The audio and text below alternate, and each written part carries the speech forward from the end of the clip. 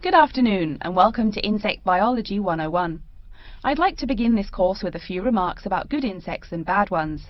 Bugs are all around us, and that's both a benefit and an annoyance, sometimes maybe even serious harm. First, let's talk about the good things that insects do for us. Probably the most important insect for humans, and maybe for all other life, is the bee.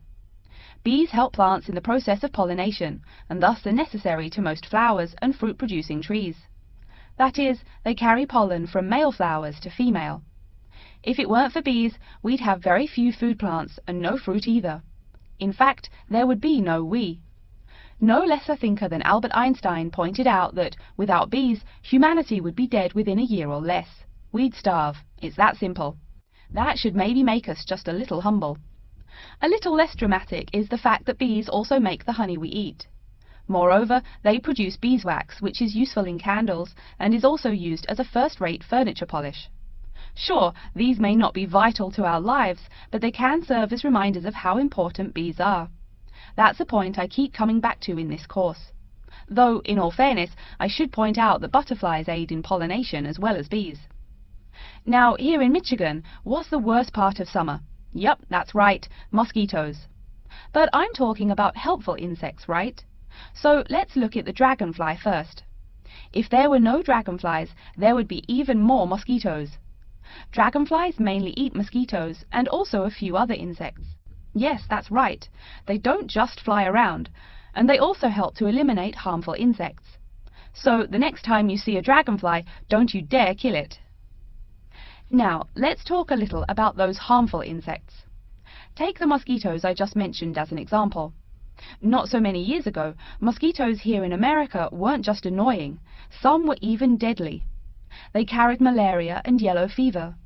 My own ancestor, the Confederate General John Bell Hood, lived through the worst battles of Civil War, only to die at age 38 from yellow fever. A pest, not a bullet. Well, besides the mosquitoes, in summer there is also a kind of insect that never seems tired. Right, that is the fly. Before I go on talking, I must mention an African fly called the tsetse fly, which feeds on blood and can cause serious diseases in the people and animals that it bites. Besides, it is still a bearer of sleeping sickness, which affects around 300,000 people every year in Africa, and can be treated only with toxic drugs that are hard to administer. Worse still, the drugs sometimes don't work. Other insects, of course, destroy food crops. In China, for instance, locusts continue to be a danger to the harvest in some areas. Less important, but still annoying, moths eat people's clothes and dust mites slowly destroy carpets. Worse, but still in the home, termites or white ants eat wood, the wood of your house. If they are not stopped, they can eventually destroy the whole building. Usually they seriously damage a building before anyone even notices them. So, as we all know, insects can be a real trouble. So, what to do? You can go ahead and start killing harmful insects. In the early decades after the Communist Revolution in China, Chairman Mao encouraged the people to swat every fly they could see. Slogans on the walls of buildings called them little capitalists. But flies reproduce too quickly for this to be a long-term solution. For some decades in the West, to kill insects with chemicals seemed a good remedy. Unfortunately, chemicals can only be used in a limited area for a limited time. It's a small-scale solution. The insects come back. Worse still, some of the poisons used, like DDT, were found harmful to the environment. Many kinds of wildlife, like hawks, were harmed. And people in chemical-using rural areas have one of the highest rates of liver cancer in the world. It's no secret that chemicals remain harmful to humans. Like all species, insects adapt to their changing environments at an amazing rate. When a new chemical is introduced to their habitat, the insects that survive are generally the ones with some way of resisting the harmful effects. They then breed with the other survivors, and just like that, insects become resistant to most poison in a few generations. An insect generation, remember, is a couple of months at most. So again, we have to ask, what to do? Well, there are biological solutions. Some of these are pretty simple.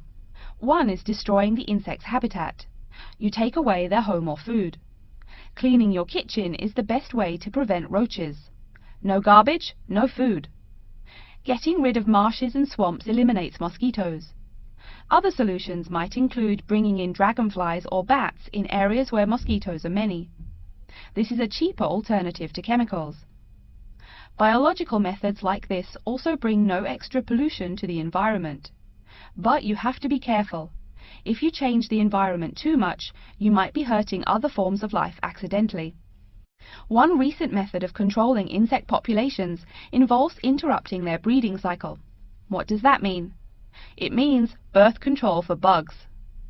Insects are provided with food that makes them unable to reproduce. Since they can't have babies, the population disappears, or nearly so. And since no young are born, resistance is not a problem, with no young insects developing increased resistance. Interrupt the life cycle, eliminate the bug. It's clear that we must have an understanding of the life cycle of the insect. At least, that's the plan. We'll go into more detail as the course goes along. Now, I will stop here to see whether you have any questions or not.